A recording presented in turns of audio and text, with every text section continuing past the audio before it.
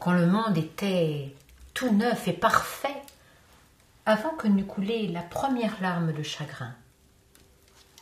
Le diable contempla tout ce bonheur et recula devant cet éclat radieux. Ah, je vois, Dieu aime et est aimé de ces petits êtres de rien du tout. Dans ce cas, je vais leur gâcher la vie et leur donner des raisons de le haïr. Et le diable hérissa d'épines la tige des roses. Il transforma en ronces les buissons des murs. Il garnit de piquants le dos des porcs épiques. Bref, il jeta une malédiction épineuse. Mais les gens ne cessèrent pas d'aimer Dieu. Et ils durent réfléchir de nouveau.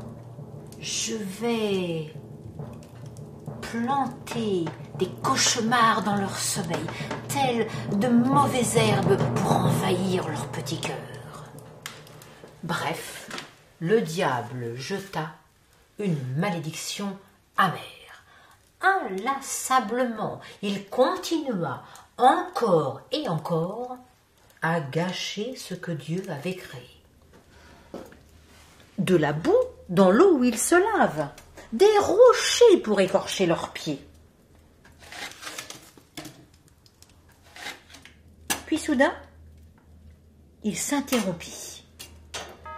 Une invention encore plus terrible que les précédentes venait de germer dans son cerveau enfiévré.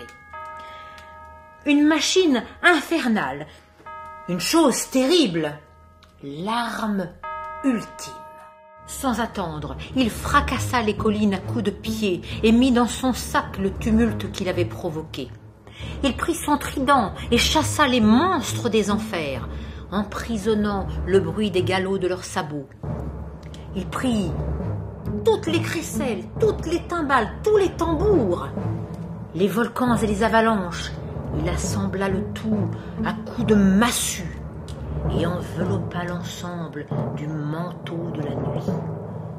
Voilà, il avait inventé le premier roulement de tonnerre. Cela fit beaucoup de bruit, oui, beaucoup de bruit. Un bruit à agiter toutes les mers, à ébranler la terre. Dans tout l'univers, le seul bruit plus formidable encore était la colère de Dieu. Non, c'en est assez. Je t'ai laissé jeter tes malédictions épineuses, amères et cruelles, sans lever le petit doigt pour t'arrêter. Je savais que ta méchanceté ramènerait les gens vers moi. Mais là, ton tonnerre, je ne le tolérerai pas. Saisissant sa lance, il fit roussir les culottes du diable, le chassa du ciel d'un trait de lumière si acéré qu'il déchira le tissu de la nuit.